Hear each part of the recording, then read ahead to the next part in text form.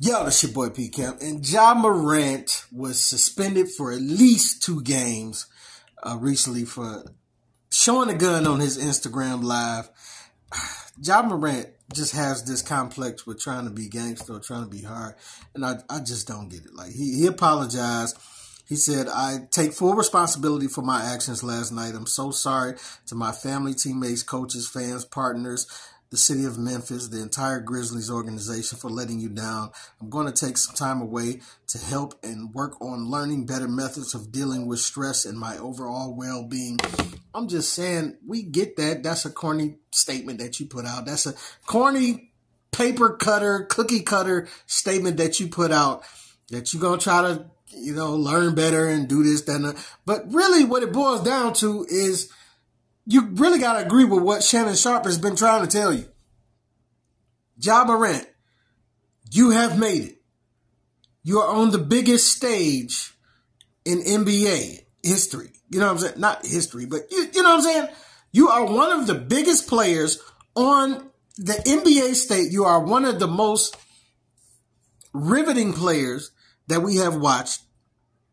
We hope your career will go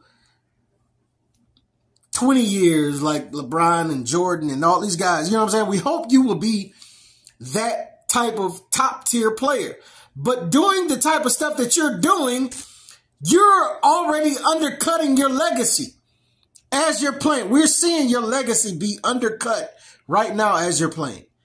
And sometimes I thought when Shannon Sharpe was weighing in on the situation, I thought maybe he was being a little extra, whatever, especially considering how he was getting live on the sideline with Ja Morant and all of them, this, that, and other. You want to tell somebody don't be gangster, but then you out on the court like, just saying, you know what I'm saying? Even though I wasn't mad at what Shannon did that night, because it all sparked from him saying somebody was too little and you shouldn't have to apologize that. But Shannon went on to apologize to 83 million people on his list of apologies. I just wasn't for all the apologizing he did. But outside of that, back to Ja Morant, I'm just saying, bro, we are watching your career take chips in the armor. You know what I'm saying? Where there should be no chips. The armor should not be able to flake, but you are allowing yourself these flakeable moments because you keep doing stuff like this. It was a story that came out not too long ago about him and a teenager. He beat up on a teenager or something. And I don't know how true all of that was. I didn't really do a story on it because a lot of information was still panning out. But what I'm saying is this, whether that was true or not, I saw the Instagram live. You did show the gun. Listen, I get that. Guns, and you're allowed to bear arms in this country. But let's just say and I tried to take the angle. I thought about taking the angle of, hey, well, you got people in Texas. They carry they guns around wherever they go. They be out hunting. I tried to, but this just wasn't what that was.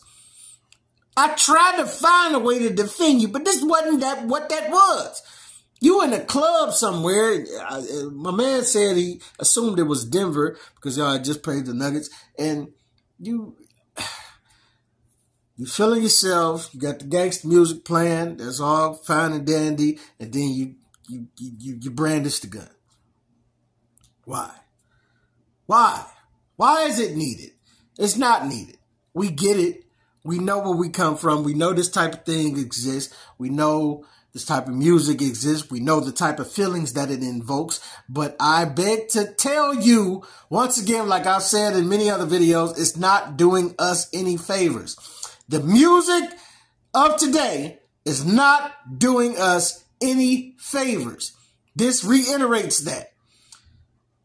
Because Ja Morant, you are a businessman now. You are not a gangster. You are a very great basketball player who has exceeded past the levels that most people can exceed.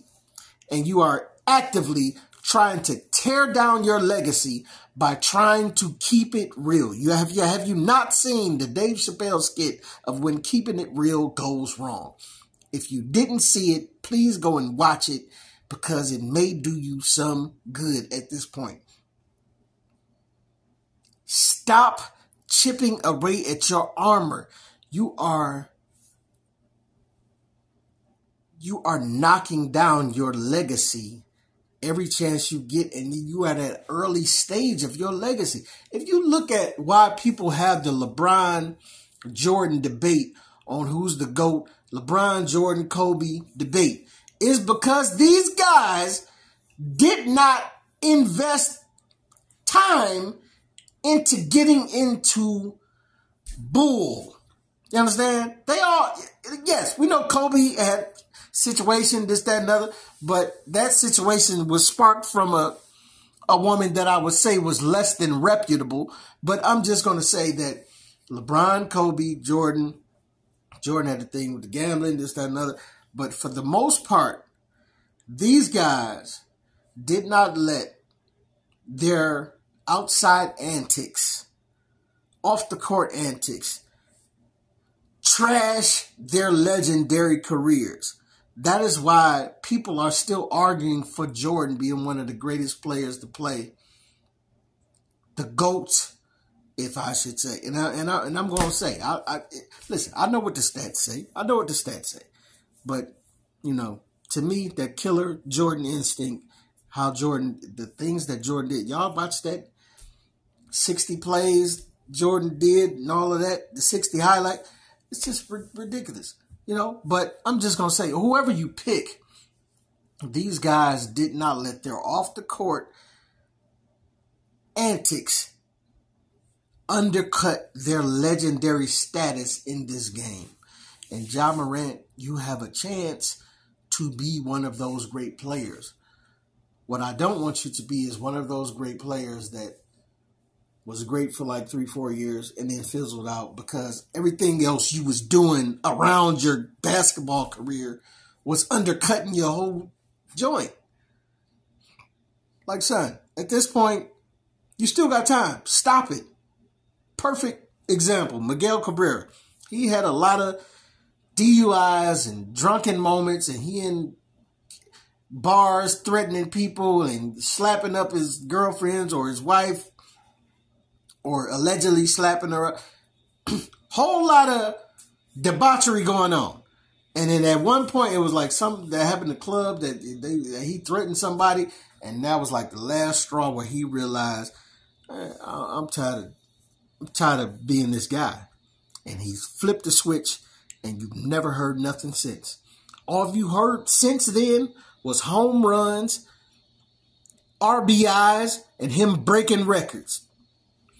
And you could say what you want to say about him being in Detroit. This is the last years of that huge contract they gave him. Yeah, that's what it is. You know what I'm saying? That's what when you're that good, you sign contracts long enough that people gonna be mad at you in the latter years of it, huh?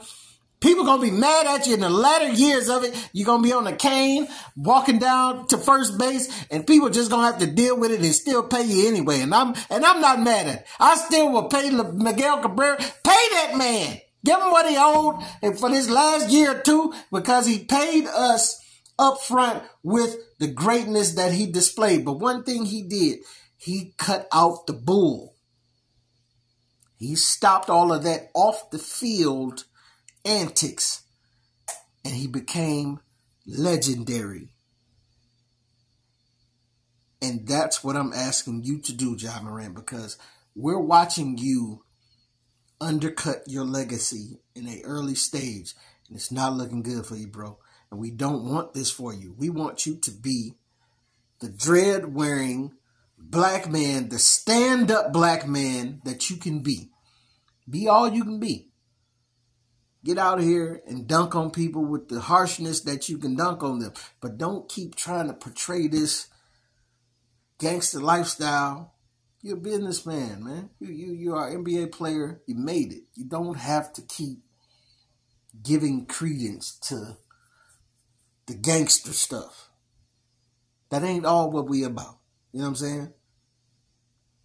Businessmen. We are about that as well.